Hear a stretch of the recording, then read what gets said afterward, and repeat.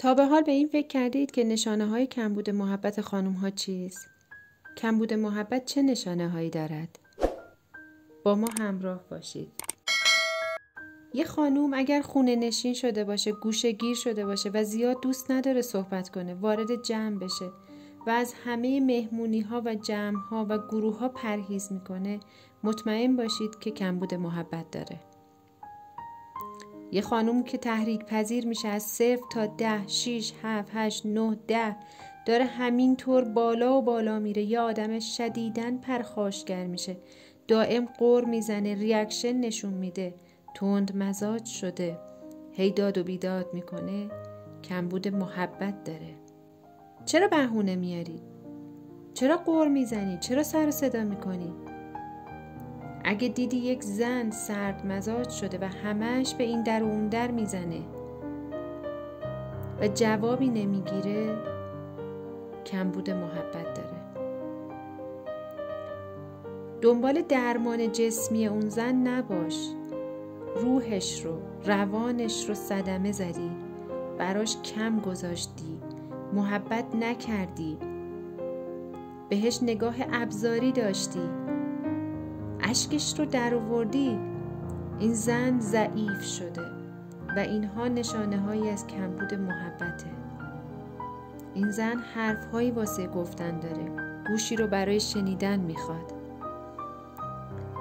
تو بهش اجازه ندادی و نخواستی که راحتی بشینی و کنارش باشی که با تو صحبت کنه و به همین راحتی هستش که زن رابطه حالش بد میشه و اون رابطه هم چه عاشقانه و چه رمانتیک از بین میره و شما هیچ وقت نمیخواید این قضیه رو قبول کنید که یک زن میتونه با کم محبتی بسیار بسیار تحقیر و تحلیل شه.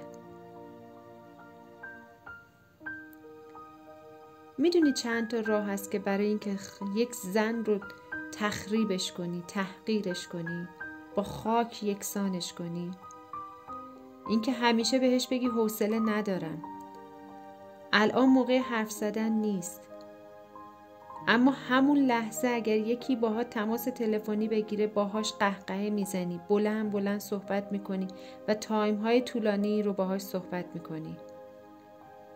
باید برای زن وقت بذاری، حس بذاری، این حس رو به خانومت بدی. گاهی وقتها طوری برخورد میکنی که زن فکر میکنه مهمترین کس زندگیت کسهای دیگه هستن و اون نفر دوم و سومه. پدرت، مادرت، کارت، خواهرت، برادرت، دوستانت جایگاه بهتری از اون در زندگی تو دارن و تو هیچ حسی نسبت بهش نداری. دیگه اون زن برای زندگی شما زن نمیشه. حتی اگر با شما وارد رابطه بشه، شاید اون رابطه را از سر اجبار یا آرامش بقیه افراد خانواده قبول کنه. نسبت به رفتار و برخورد با خانم ها دقت کنید. اگر لبخندی روی لب‌های همسرتان باشد، زندگی شما شیرین تر می شود. همین زن یا خانم بوده که باعث شده زندگی شما اینقدر ارتقا پیدا کنه.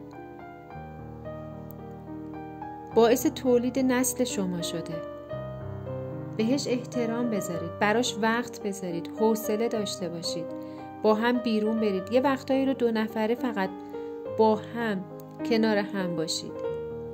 آقایی که توهین میکنی، احترام حالیت نیست و یک طرفه به قاضی میری و هر چیزی که دوست داری رو به خانم تحمیل میکنی، تو چه انتظاری از زنت داری؟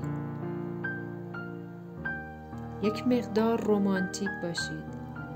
در روابط خودتون شمع روشن کنید، گل بگیرید، ازش قدردانی کنید. از اینکه وقتها و ساعتها برای زندگی شما وقت گذاشته و خودش رو نادیده گرفته تشکر کنید.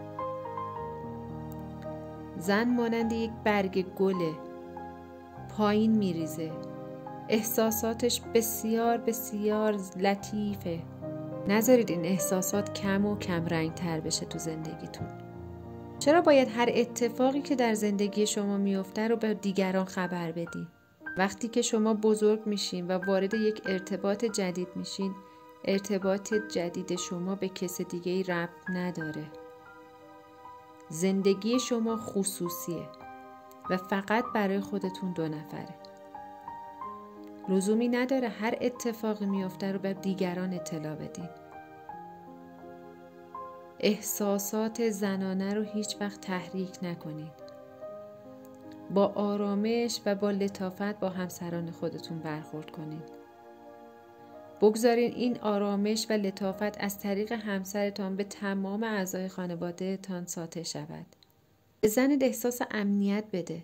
بذار باور کنه که بهت تکیه کرده، پشتیبانش باش، براش فضایی پر احساس و امن در زندگیت فراهم کن. تا نتیجه بهتر زندگیت رو ببینی.